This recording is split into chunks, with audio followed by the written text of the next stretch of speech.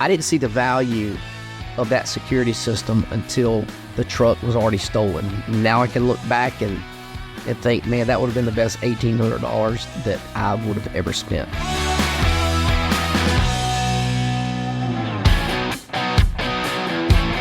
Welcome to the My Retirement Clarity Podcast, where our goal is simple, to help you close the gap between what you know and what you implement. The team at JL Perkins Wealth Management does this by helping good people make great decisions so they can enjoy an amazing retirement. And now, here's your host and financial advisor, Lee Perkins.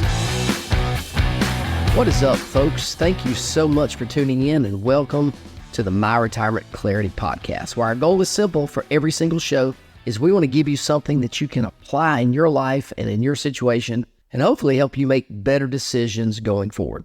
So the topic today is how being cheap can really be very expensive. And so on this episode, I'm going to turn the spotlight onto myself a little bit and tell you how me being cheap recently cost me dearly. So I'm going to start with a little bit of a backstory. So back in November, may have been actually in October, but my CPA reached out to me and gave me some news from a tax standpoint that I really didn't want to hear. And each fall, he reaches out and gives me a projection of the additional taxes that I'm going to owe come tax time in April. Now, he and I meet throughout the year, so I knew this day was coming. I sort of dodge his phone calls, a joke about dodging his phone calls in the fourth quarter of a year. So as always, he said what he always does. He says, if there's anything that I can buy for the office, computers or anything like that, maybe prepay some marketing expenses, this is certainly going to help decrease my tax liability for last year, 2023. And it's a similar conversation that I know many of you have with your CPAs every year as well. And just so I can let you guys know that I practice what I preach, I'm not always just about how much taxes I can save this year. I am a big fan of reducing my long-term tax liability, and I utilize the Roth component of a 401k that we have here at our office for my personal contributions. So I'm not adding money to a tax-deferred account every year. I'm not putting in $6,000 to save a little bit of money into an IRA and defer those taxes. I'm not going to do that. I want the IRS. I want to get those jokers out of my pocket because I know they're going to need more money at some point in the very near future. So in talking with my CPA, he suggested that I could purchase another vehicle in my company's name, and that would help decrease my tax liability for last year. And I've done this before, did it back in 2018, and it worked well for me then. So I was like, okay, that's what I'm going to do. So I moved forward with his advice, and I bought a brand new truck the first week of November of last year. Now, this was a dream truck for me. It was a 2024 Dodge Ram 1500 TRX. And for those of y'all who know about this truck, this is basically a sports car. It's got a big engine in it, and it's an awesome truck. And this is the last year that Dodge is putting the Hellcat engine in the truck. And so a buddy of mine had the same truck. He's had it for about a year or so, and that's how I learned about it. And I rode in his truck probably, about a year ago, but his truck was stolen about 8 months ago, and he wound up getting another one just like it. It got a different color, and he suggested that if I get the same truck that he's got, that I should spend some extra money to get a certain aftermarket security system for that truck. Can't remember the name of it off the top of my head, but a key fob can't be cloned and it can't be started by somebody trying to steal it without entering some kind of code. It's pretty high tech. I don't know a whole lot about it. I thought about it for just a second, but I wound up saying to myself, nah, that's way too much money to spend. This security system was about $1,800, and I just couldn't justify spending that much money for that security system. So I think by now you could probably see where this story is going. So a couple of weeks ago, Keith is my new advisor here at the office. We were headed to a training event with about 65 other top advisors from all over the country. We flew out of Atlanta on a Wednesday morning and flew back in, landed about 6 o'clock Friday night. The training was great, and I can't wait to implement some of the things that we learned there. We've got some great tax planning strategies that we learned about that we'll begin implementing this year. So we're excited about about what we learned there. So anyway, once we landed, picked up the luggage and headed to the parking garage where my truck was parked. And I always use the north parking deck, the parking deck at the north terminal. We looked around for a little bit and couldn't find the truck. So at first we thought we might just be looking in the wrong place. So we spent about 10 minutes looking for it, but didn't find it. Now, newer model Ram trucks have an app that generally tell the location of the truck. And I think probably nowadays, I think most cars have something similar to that. But my app had expired because it came with a 3-month trial, and I didn't really see the need to pay another $10 a month for the service. So I guess technically I was pretty cheap here too. So I called the number listed on the app and told them that I think my truck may have been stolen, and they were happy to, of course, take my credit card number and activate that app. So as soon as they did this, the location map popped up on the app, and it showed that my truck was in Columbia, South Carolina. So I immediately called the police and told them what happened. And once I got to the Atlanta police office precinct that was inside the airport, they told me that it's very likely that my truck was already in a chop shop and the engine likely already been removed. As a side note here, if you guys are traveling to the Atlanta airport, you need to be very careful. There's a big time car theft ring operating at not only at this airport, but apparently other news articles, news stories that have been done in Atlanta say this is happening nationwide. So like I say, I had a few days later, I had a client send me a link to an article saying that from January the 1st of this year through the end of March, that 97 vehicles had been stolen from the airport. So it is definitely flyer beware.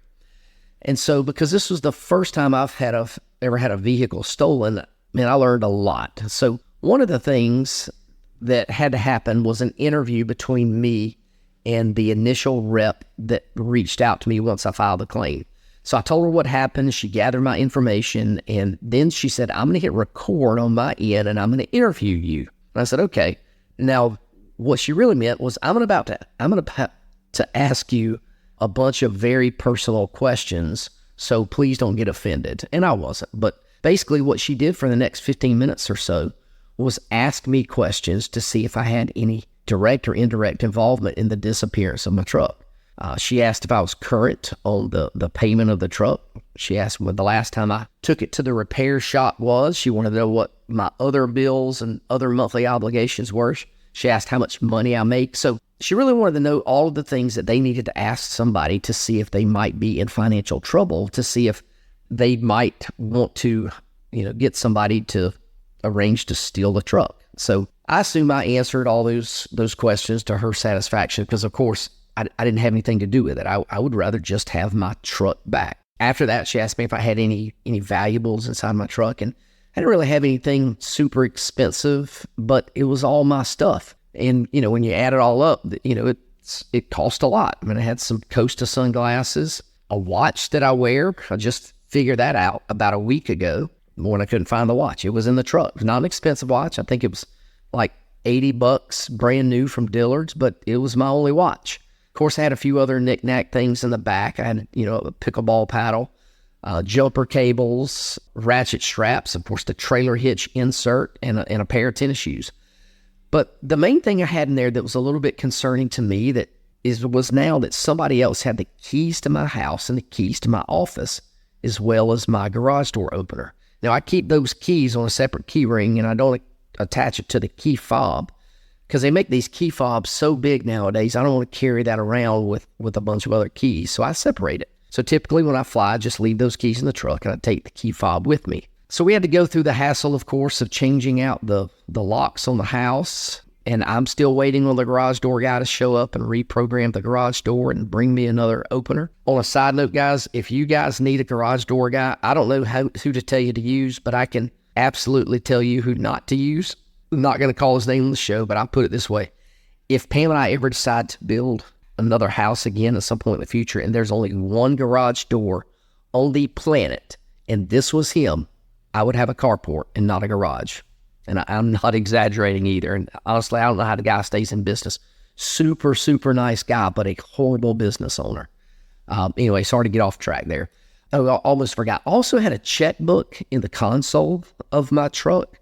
So I had to transfer the balance that was in that account to another account, go to the bank, close that account, then open a new one, and then transfer the money back to that new account. So it was really a lot of hassle, and I spent most of Monday and part of Tuesday dealing with things that are related to the theft of my truck. Hey folks, Lee Perkins here. I wanted to tell you about our brand new book called Next Phase, How to Retire in a Year or Less Without Regrets. It's all about helping you prepare for the next phase of your life, whatever that looks like for you. So, if you're ready to make the most of your next phase, or if you're already retired and aren't sure you're doing all you can to get the most out of your retirement, then you'll want a copy of this book. All you have to do is text Next Phase to 478-475-2050, and we'll send you a copy right away. You can also access additional resources and register for one of our upcoming workshops at our website, www.myretirementclarity.com. Thanks for listening. Now back to the show. So they always say hindsight is 20/20, and that's definitely the case here. Of course, looking back, I wish I would have spent the money for the security system. The cost for that security system was, that when I look at it and do the math, it was right at about 1.5% of the cost of the truck. And at the time, I thought that was very expensive, but the truth is, wow, it seems pretty cheap now that my truck has been stolen. Now, the insurance company is going to pay the entire, pay the claim, and they say that the words they used was a total loss for the stolen truck. But as I record this episode, I don't know what their offer is going to be. My truck only had 7,000 miles on it, and if I went back to the dealer and bought the exact same truck, brand new, just like I did in November, it would cost $15,000 more than I did when I bought it 6 months ago. So that's basic supply and demand, as the new ones are sort of being driven off lots. So anyway, this entire situation is absolutely going to cost me way more than the $1,800 that the security system would have cost me, but I was just too cheap to pay for that protection, I guess. So let me tie this into a financial lesson with a story from somebody that I recently met. And this was a podcast listener from another state. So technically, I've never met he and his wife face-to-face, but I did have a series of Zoom meetings with them. Super nice couple. They've got about $6 million. And I showed them a ton about how our firm helps people just like them with all the issues that they told me they have. They were really fully engaged during the planning process. I think his wife was definitely ready to move forward, and I thought he was ready to become a client as well. However, once we started talking about our management fee and the fees we charge our clients for our services, things changed drastically. Once I told him what our management fee was, which is a percentage of his total assets, he immediately pulled out his phone, went to the calculator, and calculated the dollar amount. So even though his management fee was less than 1% because he's over $5 million, he could not, in his mind, he couldn't get over the dollar amount that he would spend to hire a firm. He just couldn't do it. It was a mental hurdle for him that he couldn't overcome. Even though his wife, while we were talking, said that's what we would pay any advisory firm, he couldn't get it. And it almost sounded like the fee was completely out of left field for him. It's like he had no clue what this cost. And I think at one point he thought we might have just done this kind of thing for free. He did ask me if I could just charge him a one-time fee to help him with planning. And I said, no, we used to do that, but we don't do it anymore. So I explained to him how in the past we've charged somebody a planning fee and didn't require that we manage the money. I put together a plan, charged them a flat fee for that plan. They in turn promised that they're going to implement the plan that we put together. Well, guess what? They didn't implement a single thing. And I would tell you that was the case 95% of the time that I did this. People wound up not implementing the plan, so I stopped doing it. I didn't want people out there telling other folks that they met with us, but it didn't really help them. Well, the reality is it didn't help them. It's because they didn't do anything with the advice. So it was a waste of their money, and it was a waste of our time. And that's not what we're in the business to do. We're in the business to help people make improvements in their situation, implement things, and then have the best retirement that they could possibly have. So I'm 100% confident we could have improved this guy's situation. And well, not only this guy, but his wife too. But the bottom line is he was too cheap to pay the fee to work with our firm. He couldn't see the fact that I mean, there are days that his accounts are going to go up more than the entire annual fee that he would have paid our firm. And it's true.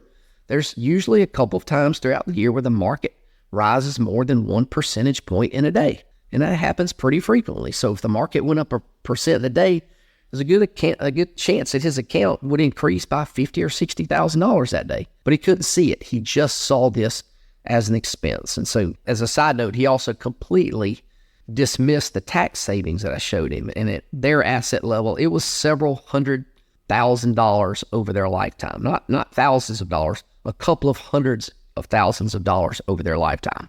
So, I'm going to take full responsibility for him not becoming a client, because clearly I did not articulate the value in a way that made our fee irrelevant. And most times I'm able to do this, but I failed in the conversation with this guy. Not giving up on him just yet, though. I've since had another conversation on the phone with him, and he's tentatively agreed for them to drive to our office to discuss things in person. They got about a 5-hour drive, but he's committed to it, so we'll see.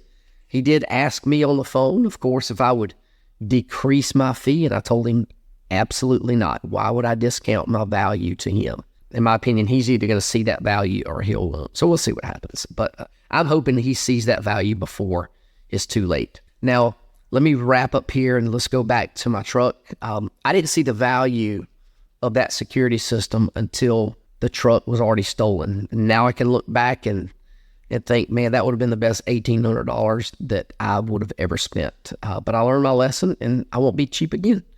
So if you're wondering, I did just buy another truck over the weekend. I didn't buy another TRX because I have another friend of mine who lives in Nashville who has the same truck, and his truck was stolen as well. It was covered before it stripped down, so he's got it back now. So the 3 people that I know, including myself, who have had this truck have had it stolen. And so for me, it's not worth worrying about that going forward. So instead, I wound up buying a new Ford F-150.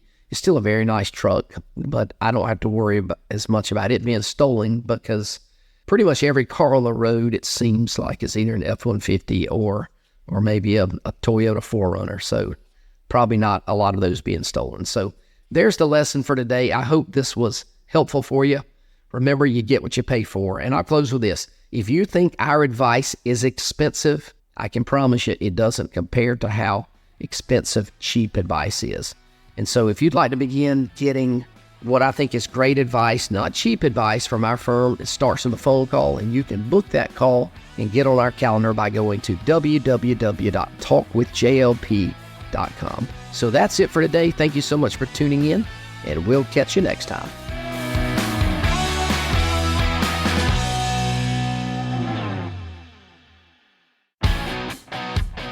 Hey there, Lee Perkins here. If you're like a lot of folks, you've been listening to this podcast for a long time now. But I've got an important question for you.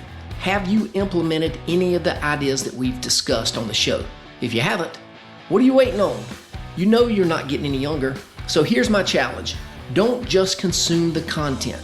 Our number one goal for this podcast is to help you close the gap between what you know and what you implement. So if you're ready to implement, take that first step today and visit www.talkwithjlp.com and schedule a 15-minute phone call with one of our advisors, and we'll help you close the gap between what you know and what you implement so you can enjoy the next phase of your life. Now is your time. Don't procrastinate any longer. Investment advisory services are offered by J.L. Perkins Wealth Management, a registered investment advisor and insurance agency. Information is for illustrative purposes only and does not constitute tax, legal, or investment advice. Always consult with a qualified tax, legal, or investment professional before taking any action.